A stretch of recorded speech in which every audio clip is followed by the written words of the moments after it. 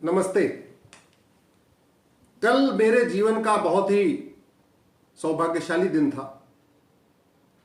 मेरे जीवन का जो सबसे बड़ा मिशन था उस विषय पे मेरी पीआईएल कल हाई कोर्ट ने एडमिट किया है। मैंने हाई कोर्ट में पीआईएल फाइल किया था कि ये जो सीबीएसई बोर्ड अलग पढ़ा रहा है, आईसीएसई बोर्ड अलग पढ़ा रहा है, बिहार बोर्ड अलग पढ़ा रहा है, यूपी बोर्ड में अलग पढ़ाई हो रही है, बंगाल बोर्ड में अलग पढ़ाई हो रही है, इसको खत्म करके पूरे देश में वन नेशन वन सिलेबस लागू हो।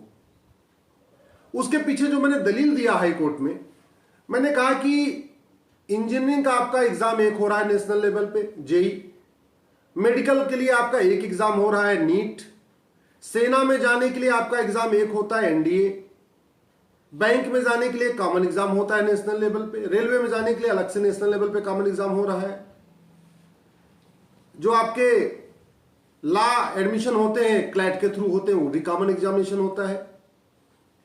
जब सारे के सारे एग्जाम कॉमन है, उनका पेपर एक है, तो ये भारत में 40 तरीके के अलग अलग किताबें क्यों चल रही है?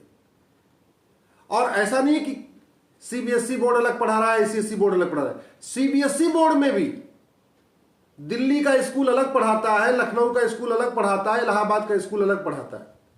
तो सीबीएसई बोर्ड के विदिन अंदर भी सभी स्कूलों का जो सीबीएसई से मान्यता प्राप्त है उनकी भी किताब एक नहीं है। इसी तरीके से आईसीएसई बोर्ड से जितने स्कूल चल रहे हैं उनकी सबकी खुद की किताब एक नहीं है। हालत यह है कि जो आदमी 2000 रुपए दे रहा है उसका बच्चा अलग किताब पढ़ रहा है, जो 3000 रुपए फीस देता है उसका बच्चा अलग किताब पढ़ रहा है, जो 5000 रुपए फीस देता है अलग किताब पढ़ता है। और पेपर कहां से पूछा जाता है? जो आपके कॉम्पिटिटिव एग्जाम से, वो उन स्कूलों से पूछा जाता है जो 20,000 रुपए फीस दे रहे हैं। क्योंकि यहां पे एजुकेशन माफियाओं का एक बहुत बड़ा पावरफुल सिंडिकेट बन चुका है। स्कूल माफिया नहीं चाहते इस देश में one nation one education board हो। वो चाहते उनकी दुकान चलती रहे। सीबीएसई वाली अपनी अलग दुकान चला रहे हैं, आईसीएसई वाली अलग दुकान चला रहे हैं। कोचिंग माफिया नहीं चाहते हैं कि इस देश में वन नेशन वन सिलेबस लागू हो, क्योंकि अगर पूरे देश की किताब एक हो जाएगी, सिलेबस एक हो जाएगा, तो लोग कोचिंग क्यों कराएंगे? जो बच्चा पढ़ेगा वही एग्जाम में पूछा जाएगा। जब वही एग्जाम में पूछा जाएगा उसको कोचिंग की जरूरत नहीं है। ये फिटजी हुआ, विद्या मंदिर हुआ, बाईजूस, पता नहीं दुनिया भर के चल रहे हैं। मतलब 50-50 हजार करोड़ का टर्नओवर कर रही है कोचिंग के माध्यम से। बिक रही है शिक्षा, शिक्षा का व्यापार हो रहा है। और हमारा संविधान कहता है सबको समान शिक्षा मिलनी चाहिए और मुफ्त शिक्षा मिलनी चाहिए। तो संविधान की धज्जियां शिक्षा मंत्रालय उड़वा रहा है। दुनिया के कई देशों में समान शिक्षा है, चीन में है, अमेरिका में है, दुनिया के कई देशों में कॉमन सिलेबस होता है। बच्चा गरीब का हो या अमीर का, गांव में रहता हो या शहर में रहता हो, किताब एक होती है। लेकिन हमारे यहां शहर का बच्चा अलग किताब पढ़ रहा है, गांव का बच्चा अलग किताब पढ़ रहा है, मंत्री का बच्चा अलग किताब पढ़ रहा है, संतरी का बच्चा अलग किताब पढ़ रहा है, सिपाही का बच्चे की किताब अलग है, कप्तान के बच्चे की अलग किताब अलग है, क्लर्क का बच्चा अलग किताब पढ़ रहा है, कलेक्टर का बच्चा अलग किताब पढ़ रहा है, मालिक का बच्चे की किताब अलग और मजदूर के बच्चे की किताब अलग। और हम कहते हैं हम तो भारत में समानता लाना चाहते, हम समाजवाद लाना चाहते, हम अंबेडकर का सपना पूरा कर रहे। कहां से अंबेडकर का सपना पूरा हो जाएगा? अरे अंबेडकर का सपना तब पूरा होगा जब एक दलित सांसद और गांव में रहने वाले दलित के बच्चे की किताब एक होगी। अगर आपके लिए संभव हो तो 20 लोग, 50 लोग, 100 लोग, 500 लोग इकट्ठा होकर इस पर चर्चा करिए कि इस देश में अलग अलग किताब क्यों होनी चाहिए। मंत्री और संतरी के बच्चे की किताब अलग क्यों होनी चाहिए भाई? अरे ठीक है, जो आदमी 10,000 रुपए फीस दे रहा है, जो 20,000 रुपए फीस दे रहा है, उसके उस स्कूल में एसी लगा हो, ये बात तो समझ में आती है। उस स्कूल में कुर्सी के बजाय सोफा रखा हो, ये भी बात समझ में आती है। लेकिन गरीब और अमीर के बच्चे की किताब अलग क्यों होनी चाहिए? अब सवाल यह आता है कि होगा कैसे? बहुत आसान है होना। राइट टू एजुकेशन एक्ट हमारे भारत में है, उसमें एक शब्द जोड़ने की जरूरत है, इक्वल, तो वो बन जाएगा राइट टू इक्वल एजुकेशन। हमारे देश में जीएसटी लागू है, 40 तरीके के टैक्स को मिला के वन नेशन वन टैक्स किया। जीएसटी काउंसिल बनी है, केंद्र के वित्त मंत्री जीएसटी काउंसिल के अध्यक्ष होते हैं, राज्यों के वित्त मंत्री जीएसटी काउंसिल के मेंबर होते हैं। उसी के पैटर्न पे एक एजुकेशन काउंसिल बन जाए। जो केंद्र के शिक्षा मंत्री हैं धर्मेंद्र प्रधान जी, वो इसके चेयरमैन बन जाएंगे। जो राज्यों के शिक्षा मंत्री हैं वो इसके मेंबर हो जाएंगे। दिल्ली से मनीष सिसोदिया हो जाएंगे, यूपी से अपने संदीप सिंह जी हो जाएंगे, हर राज्यों के शिक्षा मंत्री उसके मेंबर हो जाएंगे।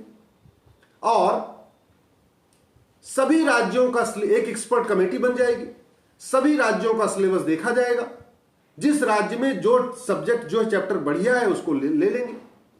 उदाहरण के लिए मान लीजिए मैथ का एक कॉमन सिलेबस बनाना है, तो मैथ का कॉमन सिलेबस बनाना है तो पूरे देश में जितने भी स्टेट बोर्ड हैं उनका मैथ का सिलेबस देख लीजिए, सीबीएसई आईसीएसई का देख लीजिए और उसमें से 50 चैप्टर छांट लीजिए। हो सकता है कि यूपी बोर्ड से एक दो चैप्टर यूपी बोर्ड का आ जाएगा, एक दो चैप्टर बंगाल बोर्ड का आ जाएगा, एक दो चैप्टर बिहार बोर्ड का आ जाएगा, सबका मिला के एक मैथ की किताब बन जाएगी। ऐसे पूरे देश के जितने भी बोर्ड हैं सबका आप फिजिक्स की किताब देख लीजिए, सबका मिला के एक फिजिक्स की किताब डिजाइन कर दीजिए। ऐसे एक केमिस्ट्री की हो सकती है। तो नेशनल लेवल पे फिजिक्स की किताब, फिजिक्स का सिलेबस एक हो सकता है, केमिस्ट्री का सिलेबस एक हो सकता है। भाई physics, chemistry, math, zoology, botany ये यूपी बिहार के आधार पर अलग अलग थोड़ी होगा। इंग्लिश तो पूरे देश की एक हो सकती है ना, उसमें तो कोई भेदभाव नहीं हो सकता।